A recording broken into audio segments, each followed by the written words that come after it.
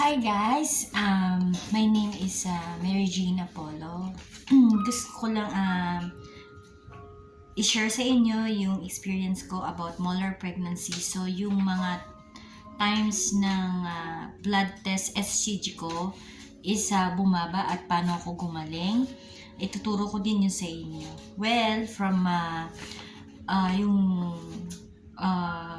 surgery emergency kong operation noong February 4, yung tinanggal sa aking molar pregnancy is 310,000.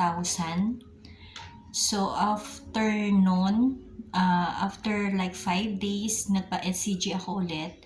So naging 15,000 na lang siya. So kasi minomonitor yun in 6 months.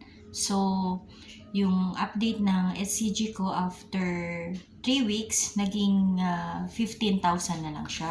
And then another 1 month, naging 3,000 na lang siya.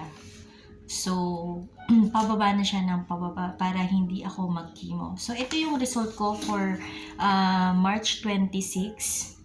So, nakalagay dito, yung SCG ko is after 1 month ulit ng monitoring is 12.2. So, ay na free, cancer-free na ako. So, wala na akong alalahanin. So, yung sabi ng doktor, it depends your body response yung paano yung healing. Pero ang alam ko kasi, dahil meron akong knowledge about low carb, dahil ang cancer, ang pagkain nila is sugar, so inaboiled ko yung starchy and glucose na yung kinakain natin, kailangan alam natin. Kasi yun yung mga inflammation. Like, inalis ko talaga yung mga bread, rice, pasta. Kasi yun yung mga glucose, because 1 cup of rice is equivalent for 10 to 12 teaspoon of sugar. So, ganun din pag bread. 2 white sliced bread is equivalent for 8 teaspoon of sugar. So, like this, ito yung micronutrient of the body, biological function. Meron siyang tatlong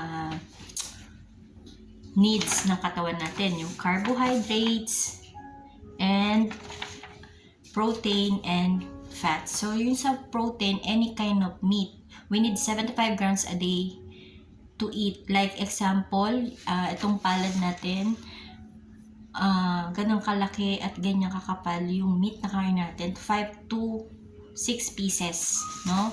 So ang benefits nun sa katawan natin is source of energy,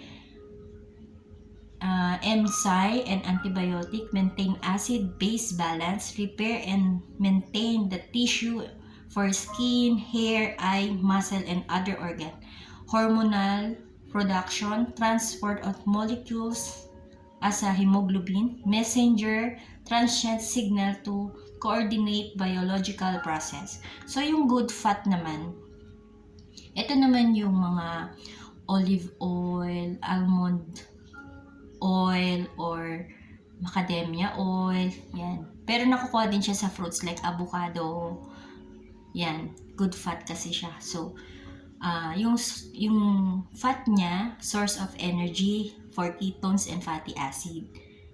And vitamins niya absorb A, D, E, and K. Structural materials for cells, tissue, and cells membrane, hormones production, chemical, messenger between cells, prostaglandin formation, role inflammation for pain, fever, and blood clotting. So, kailangan talaga natin itong kainin itong mga good fat na to, no? Preserve integrity of blood, brain barrier, omega-3 insulation. So, yung pangatlong is carbohydrate. We go to the low carbohydrate kasi siya yung nagsosource ng energy of glucose. Pero kapag kumain ka ng protein at fats, natural glucose ang bibigay sa'yo. So, hope naintindihan nyo po. So, ito po yung ginawa kong pinaka-basic. This is a basic evolution. So, yung inflammation ko sa katawan, nag-glow na siya kasi ayokong tumaas. Kasi kahit i-check pa yung mga blood test ko, CBC o A1C ko, is alam ko naman kasi hindi ako nag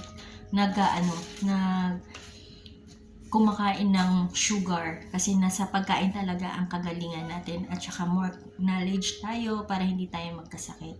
Hope naintindihan niyo po ang shinare ko sa inyo. So, good congratulations po sa mga cancer patient na pagaling. So, alalahanin lang po natin na tagalin natin yung eliminate the glucose in the starchy. Yan po para gumaling po tayo. And I wish everybody happy and free from suffering. Thank you po. Have a nice day.